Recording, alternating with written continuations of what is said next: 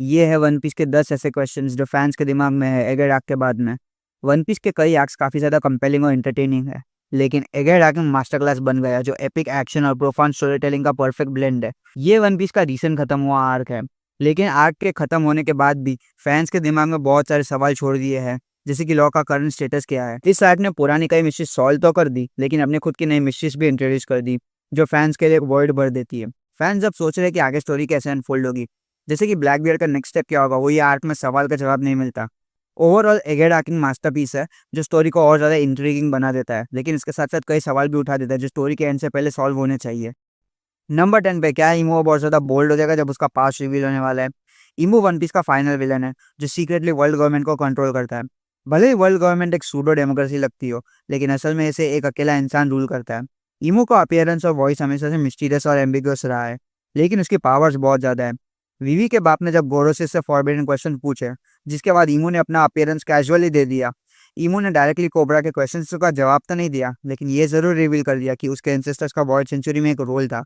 Cobra के questions के बाद इमो ने उसे मार दिया।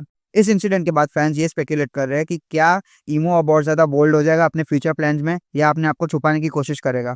नंबर 9 पे क्या दुनिया वर्ल्ड गवर्नमेंट के अगेंस्ट जाएगी। वर्ल्ड गवर्नमेंट वन पीस के वर्ल्ड की एक मेन कंट्रोलिंग बॉडी है। भले ही सिटीजन इमो के बारे में अनअवेयर हो, लेकिन पावरफुल लोग गोरोसिस के बारे में जरूर जानते हैं। लेकिन रिसेंट इवेंट जैसे कि वेगापंक के रिविलेशन अबाउट वर्ल्ड फ्लडिंग लोगों में मास पैनिक क्रिएट कर रहे हैं। गोरोसिस भी अब प्रॉपरली क्राइसिस को हैंडल नहीं कर पा रहे हैं, जिसकी वजह से और लोग और ज़्यादा डिस्परेट हो रहे हैं। काफ़ी लोगों ने तो ऑलरेडी पायरेसी की तरफ अपना रुख भी मोड़ लिया है, लेकिन अब रेवेलियन होने की भी संभावना बढ़ गई है। सेलेस्टियल ड्रैगन्स भी अब सफ़र कर रहे हैं और स्ट्रगल कर रहे हैं अपने पावर को कंट्रोल में रखने के लिए, और कॉमन लोग वर्ल्ड गवर्नमेंट पर से अपनी डिपेंडेंसी को कम कर रहे हैं। ये सारी सिचुएशन स्टोरी में एक और ट्विस्ट ला सकती है, जिसकी वजह से शायद ये हो सकता है कि एंड में सारे के सारे सिटीजन वर्ल्ड गवर्नमेंट के अगेंस्ट विड्रॉ कर दें। नंबर 8 पे लॉ का अल्टीमेट फेट क्या होगा। ट्रफलगर लॉ एक स्मार्ट और इन्फ्लुएंशियल पायलट है। उसका लूफी के साथ का अलायंस एक काफ़ी क्रूशियल मूवमेंट था, जिसकी वजह से उसने पावरफुल फिगर जैसे कि काइडो और डोफ्लेमिंगो को हरा दिया। लॉ एक ब्रिलियंट स्ट्रैटेजिस्ट है और क्रिटिकल सिचुएशंस में क्विक प्लान्स भी बना लेता है, लेकिन जब वो सरप्राइज होता है या फिर ऑफ गार्ड पकड़ा जाता है, तब उसे थोड़ी प्रॉब्लम्स होती है। ब्लैक बियर ने लॉ को विनर आइलैंड पर डिफीट कर दिया। इस एपिक के फाइट के बाद लॉ अपनी जिंदगी बचाने में तो सफल रहा, लेकिन उसका करंट स्टेटस अभी अननोन है। फैंस क्यूरियस है ये जानने के लिए कि क्या ये डिफीट लॉ का वन पीस ढूंढने की सपने का एंड होगा, या फिर वो अपने जर्नी को कंटिन्यू करेगा और दोबारा से रिस्टार्ट करेगा। फैंस ईगरली उसके करंट स्टेटस और कमबैक का वेट कर रहे हैं। नंबर 7 पर कि क्या अब ये ब्लैकबियर्ड एल्बाफ जाएगा। ब्लैकबियर्ड वन पीस के सबसे पावरफुल पायरेट्स में से एक है, और वही एक ऐसा कैरेक्टर है जो दो डेविल फ्रूट्स को यूज़ करता है। उसने व्हाइट बियर के डेविल फ्रूट को उसकी मौत के बाद कैसे ले लिया, ये एक बहुत बड़ी मिस्ट्री है, लेकिन सीरीज के कई बड़े इवेंट्स के लिए वो जिम्मेदार है। इस वजह से फैंस सोचते हैं कि क्या अभी ब्लैकबियर्ड एल्बाफ की तरफ जाएगा और शॉर्ट्स पर अटैक करेगा। ब्लैकबियर्ड का स्टोरी के साथ का कांस्टेंट कनेक्शन देखते हुए फैंस को लगता है कि शायद वो लॉ की तरह लूफी भी सरप्राइज अटैक करेगा। लेकिन शॉयर्स ज़्यादा फ्लेक्सिबल है और वो हमेशा टफ चैलेंजेस को फेस करके जीत जाते हैं। आखिर में ब्लैकबियर्ड तभी मूव करेगा जब उसे फ़ायदा होगा। वो सिर्फ तभी लूफी पे अटैक करेगा जब उसे पूरा यकीन होगा कि वो फाइट जीत सकता है। नंबर 6 पर धीरे धीरे बढ़ते वाटर लेवल्स का पूरी दुनिया पे इम्पैक्ट क्या होगा। एगर डायलैंड के क्लाइमैक्स के दौरान वेगापंक ने रिवील किया था कि दुनिया धीरे धीरे फ्लड हो रही है। आखिर में पानी प्लेनेट के सारे लैंड को कम्प्लीटली ओवरटेक कर लेगा। इस रिविलेशन ने कई रेगुलर सिटीजन्स को पैनिक मोड में डाल दिया, जबकि काफी लोग तो समुद्र में शरण लेने की कोशिश भी करने लगे हैं। दुनिया का आखिरी में हाल क्या होगा वो तो अननोन ही रहेगा जब तक सीरीज एंड नहीं होती, लेकिन अभी के लिए ये लगता है कि वन पीस की दुनिया परमानेंटली बदलने वाली है। जबकि ये चेंजेस कुछ स्पीशीज जैसे कि फिशमैन है, उन सब के लिए काफ़ी ज़्यादा बेनिफिशियल है, लेकिन रेगुलर लोग इस नए एनवायरनमेंट के लिए बिल्कुल भी प्रिपेयर्ड नहीं है। ऊपर से पानी के लेवल इस तेज़ी स्पीड से बढ़ रहे हैं कि सिचुएशन और भी ज़्यादा सीरियस बन रही है। वर्ल्ड गवर्नमेंट को भी इस बात का पता है और शायद वो डायरेक्टली इसके लिए जिम्मेदार भी है, पर वक्त ही बताएगा कि लूफी इस कैटास्ट्रोफ को रिवर्स कर पाएगा या उसका हिस्सा बन जाएगा। अगर ये इवेंट सच में पूरा होता है, तो इसका मतलब होगा कि सारी इस दुनिया के लिए दी एंड हो गया। नंबर 5 पर है कि क्या किज़ारू ने लूफी की रिकवरी में मदद की। किज़ारू सबसे ज़्यादा डोमिनेंट और फोर्सफुल नेवी एडमिरल्स में से एक है। अपने लाइट लोग या फ्रूट की वजह से वो बिना हाकी के भी किसी भी ओपोनेंट को इजीली हरा सकता है। इसके अलावा एक एडमिरल होने के नाते उसके पास सीरीज की कुछ स्ट्रॉन्गेस्ट हाकी भी है।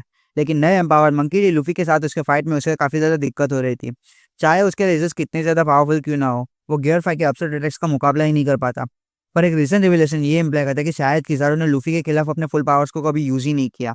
एक रीसेंट क्यूएनए सेगमेंट में ओडा ने रिवील किया कि लूफी को किसी ने मदद की जो लाइट स्पीड पर मूव कर सकता है। उस मूवमेंट पर जो कैरेक्टर प्रेजेंट था और जो इस डिस्क्रिप्शन में परफेक्टली फिट होता है, वो सिर्फ किज़ारू हो सकता है।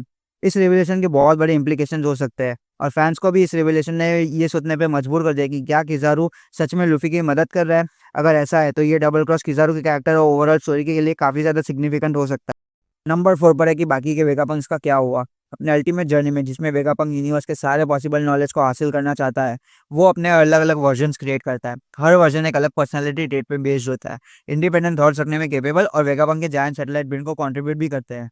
लेकिन उसमें से एक वेगापंक बाकी सबको बिट्रे कर देता है, जो एगेड आर्क के धमाकेदार क्लाइमैक्स और कंक्लूजन का कारण बनता है।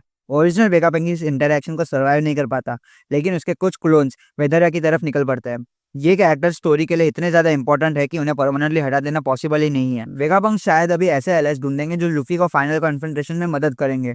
ओवरऑल ऑडियंस को ये लगता है कि वेगापंक अभी भी स्टोरी में दोबारा दिखने वाले हैं, जब स्ट्रॉयर्स को उनके एक्सक्लूसिव नॉलेज की ज़रूरत पड़ेगी।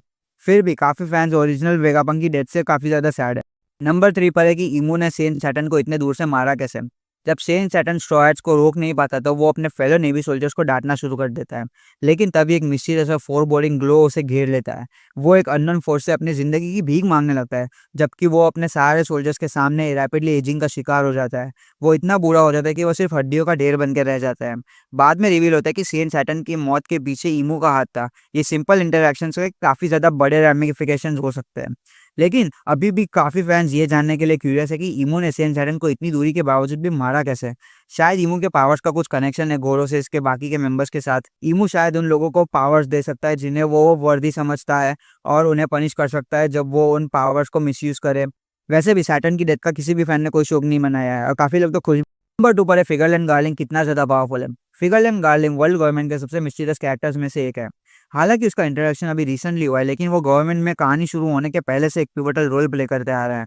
सैटर्न की मौत इमू के हाथों होने के बाद गार्लिंग को उसकी पोजीशन लेने के लिए चुना जाता है। हालांकि बाकी गोरसेस उस पर ट्रस्ट नहीं कर पाते हैं, लेकिन वो इमू की बात को टाल भी नहीं सकते, वरना उनका भी हाल सैटर्न जैसा हो जाएगा। ओवरऑल गार्लिंग फिंगरलैंड वन पीस के सबसे एनिग्मेटिक कैरेक्टर्स में से एक है। उसके कुछ सिमिलरिटीज देखते हुए काफ़ी फैंस का ये मानना है कि वो योंको शैंक्स से किसी तरह तो कनेक्टेड है। अगर ये थियरी सही है तो ये एक्सप्लेन करता है कि कैसे शैंक्स को गोरसेस को मिलने मिला था। लेकिन अभी तक तो ये सिर्फ एक थियरी है, उसका कंफर्मेशन नहीं मिला है अभी तक। नंबर 1 पर है वेगापंक विल ऑफ डी के बारे में क्या बताना चाहता था। जब वेगापंक को समझ में आ जाता है कि वो वर्ल्ड गवर्नमेंट का टारगेट बन गया है, तो वो एक ब्रिलियंट प्लान बनाता है। इस प्लान के जरिए वो वर्ल्ड गवर्नमेंट के कुछ सबसे ज़्यादा नेफेरियस एस्पेक्ट्स को एक्सपोज करता है। ये मैसेज वन पीस के कुछ बड़े मिशन जैसे कि विल ऑफ डी पर भी हिंट करता है। लेकिन जब वेगापंक वो एंशिएंट प्लान के बारे में बताने जा रहा था, तभी मैसेज कट हो जाता है। अभी तक सिर्फ फैंस को इतना ही पता है कि जिन लोगों के भी नाम में डी होता है, वो लोग वर्ल्ड गवर्नमेंट के दुश्मन बनने के लिए डेस्टाइंड होते हैं। इस सीन का मेन पर्पस डी क्लैन की मिस्ट्रीज को और ज़्यादा बढ़ाना था, लेकिन इसने फैंस के अंदर और क्यूरियोसिटी भर दी। फैंस उम्मीद करते हैं कि इस पिवोटल ग्रुप के बारे में और ज़्यादा रिवील जल्दी होगा।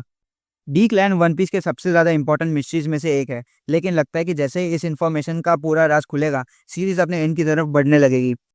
और ये थे एगेड आर्क के बाद के सारे अनआंसर्ड क्वेश्चंस। अगर आपको ये ब्रेकडाउन पसंद आए हो और आप वन पीस के फैन हो, तो मेरे चैनल को ज़रूर सब्सक्राइब करें। आपका सपोर्ट मुझे मोटिवेट करेगा और नया और एंगेजिंग कंटेंट बनाने में। कमेंट्स में लिख के बताएं ऐसा कौन सा अनआंसर्ड क्वेश्चन है जो मेरे से छूट गया है। मिलते हैं अगले वीडियो में, तब तक के लिए keep chasing your dreams just like Luffy does. Thank you.